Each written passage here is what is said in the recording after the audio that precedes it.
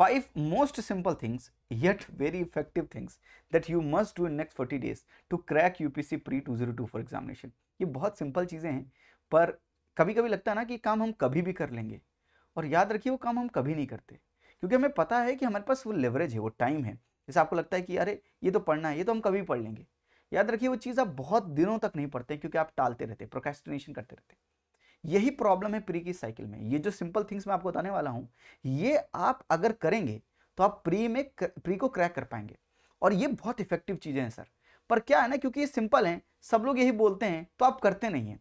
एक अच्छा विद्यार्थी, अच्छा स्टूडेंट वही है जो चीज़ों को समझने के बाद बस समझे नहीं, उसको इंप्लीमेंट भी करें। जैसे अपने देश की हालत है कि पॉलिसीज़ बड़ी खूबसूरत हैं, बड़ी अच्छी हैं, उनकी इंप्लीमेंटेशन में प्रॉब्लम है। ऐसे याद रखिए, अगर आपको मैं सही समझ पा रहा हूँ और आप मुझे सही समझ पा रहे हैं, तो क्या आपके जीवन में इंप्लीमेंटेशन की प्रॉब्लम है?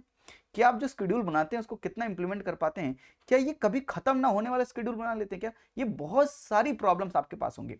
इन सब प्रॉब्लम्स का भी सॉल्यूशन होता है। चीज़ों को बेहतर रूप में समझना पड़ता है और सही डायरेक्शन में वर्क करना पड़ता है। तो ये जो डेली लाइफ की प्रॉब्लम्स है, इनसे भी हम बाहर आ पाते हैं। पर आज वो डेली लाइफ की प्रॉब्लम्स के बारे में बात नहीं कर रहा मैं बात कर रहा हूं कि ये 5 सिंपल थिंग्स जो आप कर सकते हैं, ये बहुत इफेक्टिव हैं। आप यूपीएससी प्री 2024 को क्रैक कर सकते हैं। Let me tell you these 5 things. अगर अच्छी लगे तो मुझे कॉमेंट में बताइएगा भी कि ये चीज़ें आपको समझ में आई और आप इनको इंप्लीमेंट करने के लिए तैयार हैं।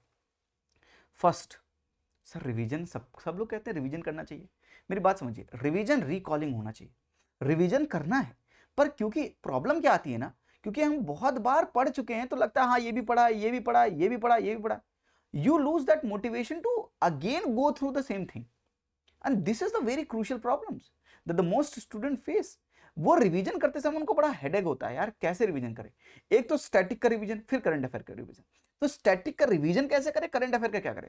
तो मैं आपको बोलना चाहूंगा, स्टैटिक का जो रिवीजन होना चाहिए वो थीम बेस्ड करिए सर। जैसे आपको थीम्स पता है, थीम्स कैसे पता चलेंगी? मेरा सेकंड सिंपल स्टेप वही है, previous year question. Previous year questions will make sure that you understand the examiners mindset and you understand कि एग्जामिनर कहां से सवाल पूछता है।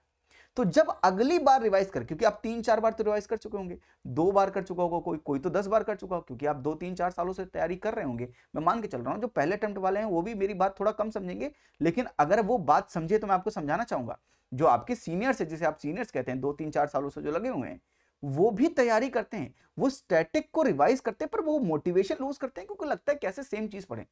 I hope you're getting my point. और जो पहली बार वाले पढ़ते हैं, आपको बड़ा रोमांच आता होगा, बड़ा इंटरेस्ट आता होगा कि अच्छा पहली बार पढ़ना है, लेकिन फिर आप जब दूसरी तीसरी बार रिवाइज करते होंगे तो बोरिंग लगने लगता होगा।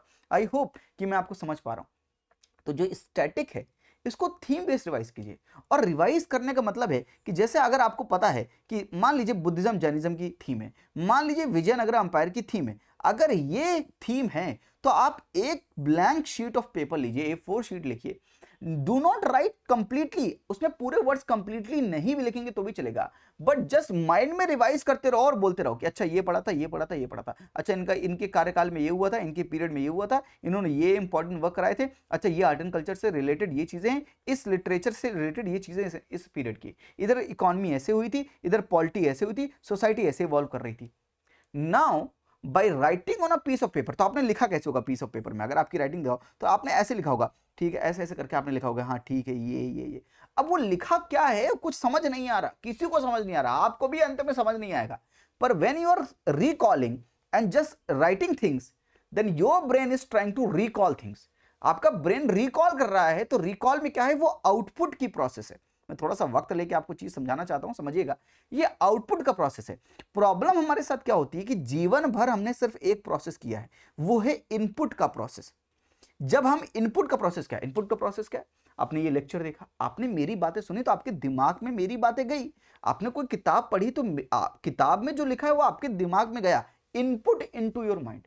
पर सर आउटपुट क्या है?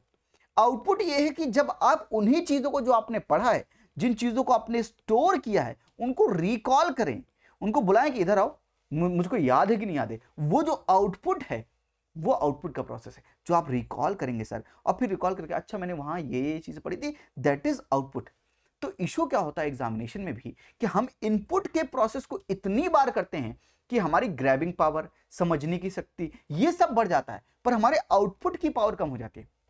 And this problem face by the aspirants in mains also. उनको चीजें याद नहीं आती, उनको डेटा याद नहीं आता है, उनको क्या लिखना है वो याद नहीं आता, and that is the problem, main core problem of the output. वो आउटपुट नहीं समझ पाती कि आउटपुट कैसे आएगा। इसलिए मैं आपसे कहूंगा कि इन 40 डेज में आप आउटपुट का प्रैक्टिस करें, प्रैक्टिस मोर अबाउट आउटपुट। और स्टैटिक में क्या करें, आउटपुट कैसे निकालें, आउटपुट निकालें, चीजों को रिकॉल करें, थेमेटिक थीम बेस्ड रिवीजन करें तो आपको ज्यादा समझ में आएगा। तो हिस्ट्री की क्या थीम्स है, साइंस एंड टेक के, इन्वायरमेंट इकोलॉजी के, ज्योग्राफी के, इकोनॉमी के, पॉलिटी की जो थीम है उनको रिकॉल करें। So theme are something that the UPSC is interested in. तो थीम वो चीजें हैं जहां पर यूपीएससी इंटरेस्ट लेता है। अगर वो चीजें आप पढ़ेंगे तो अंत में क्या होगा, यूपीएससी जिनको कवर करना चाहता है, जो कोर एरियाज हैं, वो कोर एरियाज आपके कंप्लीट हो जाएंगे। तो अगर आपके पास टाइम कम है तो भी ये प्रोसेस आप कर सकते हैं, आपका टाइम सेव होगा और इनपुट आउटपुट का रेशियो बेहतर होगा। ये स्ट्रेटजीज की वीडियोस मैं बनाता नहीं हूं, पहली बार ट्राई कर रहा हूं कि मैं आपके लिए स्ट्रेटजी की वीडियो बना पाऊं। आई होप कि आपको बातें समझ आ रही जो मैं आपको बातें कन्वे करना चाहता हूं। अदरवाइज ये चीजें हम मेंटरशिप में लेते हैं जहां पे स्टूडेंट का फीडबैक भी लगातार आता रहता है, वो सवाल पूछते रहते हैं तो मैं बेहतर जवाब दे पाता हूं, क्योंकि ये अभी वन वे कम्युनिकेशन है। आई होप कि अगर आपको चीजें समझ में आ रही तो कॉमेंट में बताइएगा, जो चीज नहीं समझ आए तो कॉमेंट में बताइएगा, दोनों बताइए, मैं समझ पाऊं बेहतर आपको, तब तो मैं आपको बताऊं कि क्या करना है। पहली चीज आप समझ में आया, आपको आया होगा कि थीम बेस्ड रिवीजन करना है, रिकॉलिंग करना है। करंट अफेयर का कैसे करें, अगर आपने न्यूज़पेपर पढ़ा है, मंथली मैगजीन पढ़ी है, तो मंथली मैगजीन का एक दिन में एक मंथली मैगजीन, एक मंथ की, अगले दिन एक मंथ की, तो ऐसे करके आप लेट्स से 9 मंथ्स की आपने पढ़ी है, तो 9 मंथ्स की मंथली मैगजीन का रिवीजन 9-10 दिन में आप कर सकते हैं। फिर आप सिर्फ ईयरली रिवीजन कीजिए, yearly like you are studying PT 365, उनका रिवीजन आप कर सकते हैं। तो मंथली एंड ईयरली रिवीजन कीजिए, क्योंकि ईयरली में बहुत सी चीजें ऐसी होंगी जो मंथली ही होंगी, वो मंथली ही आई होंगी, वो न्यूज, वो इंपॉर्टेंट न्यूज होंगे जो ईयरली में दिखेगा।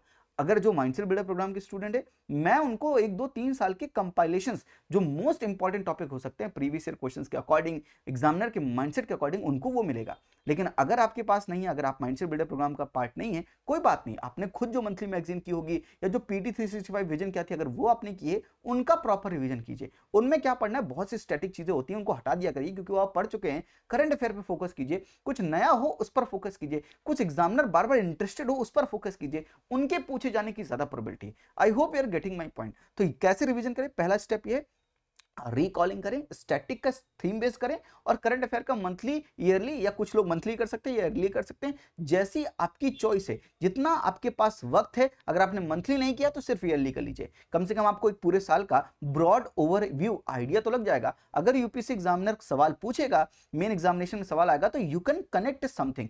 आई होप मैं आप तक पहुंच पा रहा हूं और आपको ये बातें समझ में आ रही है। तो पहला सिंपल थिंग आपको करना है, प्रॉपर रिवीजन। यहां पर कुछ भी ऐसा मत कीजिए कि आप कुछ नया पढ़ने की कोशिश कर रहे हैं, वो सब मत कीजिए, ठीक है। यस, तो पहली चीज है रिवीजन कीजिए। दूसरा, previous year questions, very important things. ये प्रीवियस ईयर क्वेश्चंस ही बताएंगे कि एग्जामिनर का माइंडसेट क्या है, ये प्रीवियस ईयर क्वेश्चन ही बताएंगे कि थीम्स क्या है। सो इनका intense and in depth analysis कीजिए। जब मैं इंटेंस और इन डेप्थ बोल रहा हूं, which means you connect each previous year questions with the other year previous year questions. Means 2016 का 2019 से कनेक्ट हो रहा है, वो कनेक्शन डेवलप करते हुए बनाइए। इतनी प्रैक्टिस होनी चाहिए, इतनी प्रैक्टिस होनी चाहिए कि आप ये समझ पाए, माफ कीजिएगा, ये अंडरस्टैंड है, ठीक है, माफ कीजिएगा, इतनी प्रैक्टिस कीजिएगा कि आपको ये समझ आए कि ये प्रीवियस ईयर क्वेश्चंस किस तरह से लिंक है आपस में, और क्या कनेक्शन बैठता है, और इनको सॉल्व कैसे करते हैं, ये समझ में आना बहुत जरूरी है। Understand trends, traps, mindset involved and future steps that the UPSC is going to take in next examination. तो आप उसको ट्रेंड को एनालाइज कीजिए। जैसे मैंने पिछली वीडियो में आपको समझाया था, पिछली वीडियो में समझाया था कि टर्मिनोलॉजी, टर्म्स जो पूछता है, बायो रॉक मेथड क्या होता है, टेक्नोलॉजी क्या होता है, मियावाकी मेथड क्या होता है, इस बार भी माइक्रो सैटेलाइट डीएनए के बारे में सवाल पूछ लिया। तो ये जो सवाल पूछ रहा है, ये जो टर्म्स पूछ रहा है, ये ट्रेंड कैसे देखा आपने, 2021 से ट्रेंड आया, 2021 में 5 सवाल पूछे थे, 2022 में 4 सवाल पूछे थे, 2023 में 3 सवाल पूछे थे, और 1-2 सवाल और थे पर वो स्टैटिक से लिंक थे, इसलिए मैंने उनको नहीं बताया। 2023 में एक्चुअली 5 सवाल पूछे गए थे। अगर आपने पिछली वाली वीडियो देखी तो आप ज्यादा कनेक्ट कर पाएंगे। मैं आपसे रिक्वेस्ट करना चाहूंगा, प्रेडिक्ट द अनप्रेडिक्टेबल सीरीज 2024 की जो सीरीज है, उसको पूरा देखें, आपको समझ में आएगा। 2023 की जिन्होंने सीरीज देखी है, 13-14 plus questions were asked from that playlist only. आप जाकर चेक कर सकते हैं, मैं झूठ नहीं बोलता आपसे, आप उसका प्रूफ वीडियो भी है वो भी देख सकते हैं। तो प्रीवियस ईयर क्वेश्चंस का ढंग से एनालिसिस करेंगे, ट्रेंड्स अंडरस्टैंड करेंगे, ट्रैप समझेंगे तो आप इन ट्रैप से बच पाएंगे। माइंडसेट समझेंगे तो फ्यूचर स्टेप भी समझ पाएंगे कि अच्छा ये सवाल यहां से आने वाले, इस एरिया में यूपीएससी इंटरेस्ट लेता है, ऐसे करंट अफेयर में इंटरेस्ट लेता है, अच्छा ऐसे फ्रेम करके सवाल दे सकता है। Now you are into the zone of prelims, तब आप बेहतर समझ पाएंगे और सही ढंग से तैयारी कर पाएंगे। तीसरी चीज, सीसैट को हल्के मत लीजिए, मैथ्स, रीजनिंग, कॉम्प्रिहेंशन को कैसे करना है इनको प्रायोरिटाइज कीजिए और प्रैक्टिस कीजिए।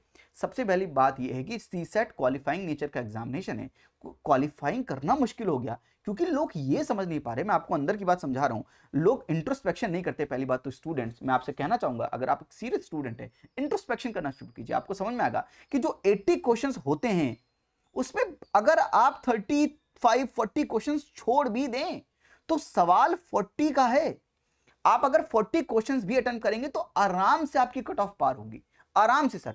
और आराम से मैं क्यों कह रहा हूं, क्योंकि ये 40 क्वेश्चन में आप 27 क्वेश्चन कॉम्प्रिहेंशन के आराम से कर सकते हैं, जिसमें 23 आपके करेक्ट भी होंगे और बचते हैं बस कितने 13-14 सवाल जो आप आराम से मैथ्स एंड रीजनिंग में छांट सकते हैं। वो भी ऐसे एरिया से सवाल आते हैं जो बार बार रिपीट होते हैं, जैसे कि कुछ सवाल होते हैं कि एज के बारे में पूछता है, कभी डायरेक्शन के बारे में पूछता है सवाल। वो सवाल आप प्रायोरिटाइज करके सॉल्व करेंगे तो आपको ज्यादा बेहतर आउटपुट और अच्छे इनपुट आउटपुट के रेशियो में सीसैट हो जाएगा आपका।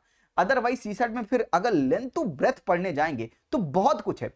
स्मार्ट वर्क करेंगे तो सीसैट में कम टाइम दे पाएंगे स्मार्टली और जीएस में ज्यादा मेहनत कर पाएंगे, तब जाकर बैलेंस बनेगा। कुछ लोग अभी आपको कहते होंगे सीसैट की कोचिंग कर लीजिए, सीसैट का ये कर लीजिए, लेंथ टू ब्रेथ पूरा सीसैट पढ़ लीजिए।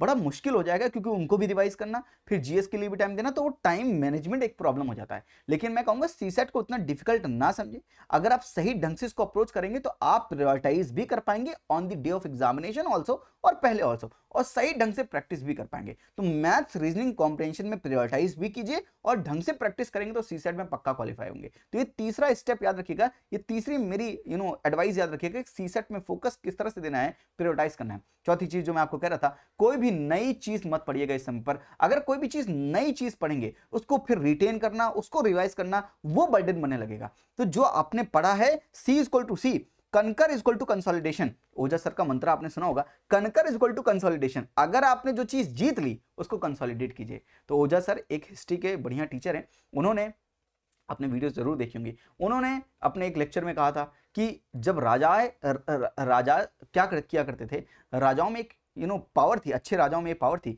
कि जो भी वो टेरिटरी कनकर किया करते थे वो कंसोलिडेट किया करते थे। मराठाओं ने वो काम नहीं किया था, जिसकी वजह से मराठाओं को दिक्कत भी होता है। तो कनकर जो किया उसको कंसोलिडेट भी कीजिए, कोई नई चीज मत पढ़िए, अदरवाइज आपको प्रॉब्लम होगी। और लास्ट में आपसे कहना चाहूंगा, बी पीसफुल, बी काम एंड कॉन्फिडेंट। अगर आप ये कर ले गए, ये मोस्ट डिफिकल्ट पार्ट है, ये सब तो हो जाएंगे ऊपर के 4 पार्ट, लेकिन ये करने में आपको आफत आएगी, क्योंकि दिमाग को पीसफुल रखना, काम रखना और कॉन्फिडेंट रखना, ये चैलेंज होता है। अगर ये चैलेंज आप कर ले गए तो आप 99.9% एस्पिरेंट से बेहतर काम कर लेंगे। एग्जामिनेशन के दिन अगर आप स्माइल कर ले गए, आप टेंस एनवायरनमेंट में, आप स्ट्रेसफुल सिचुएशन में भी अगर स्माइल करते हैं, पीसफुल रहते हैं, क्योंकि अगर मन में युद्ध चल रहा है तो सामने कुछ समझ नहीं आएगा। मन में शांति होनी चाहिए अगर बाहर का युद्ध हैंडल करना है। अगर पूरे एग्जामिनेशन को हैंडल करना है तो मन का युद्ध नहीं होना चाहिए, मन में शांति होनी चाहिए।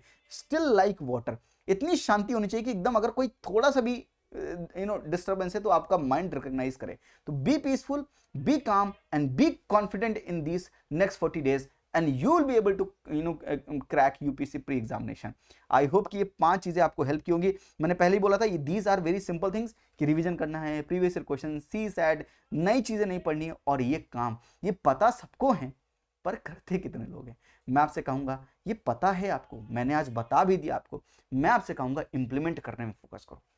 ये 5 चीजें सामने लिखकर चिपका लो और रोज इनको देखो सुबह उठने से पहले, अपने दिमाग को एक डायरेक्शन में ओरिएंट करो और काम पे अपने दिमाग को लगाओ। वो 40 दिन ये प्रैक्टिस करेगा ना, your mind will make sure that you win this examination.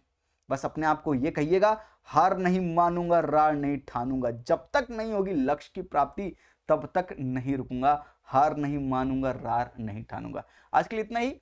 Thank you. Video अच्छी लगी तो लाइक करके बता दीजिएगा कि अच्छी लगी, और कमेंट करके बताइए अगर कोई सवाल है, कोई डाउट है तो मुझसे पूछ लीजिएगा कमेंट सेक्शन में। थैंक यू, नमस्ते, जय हिंद, टेक केयर।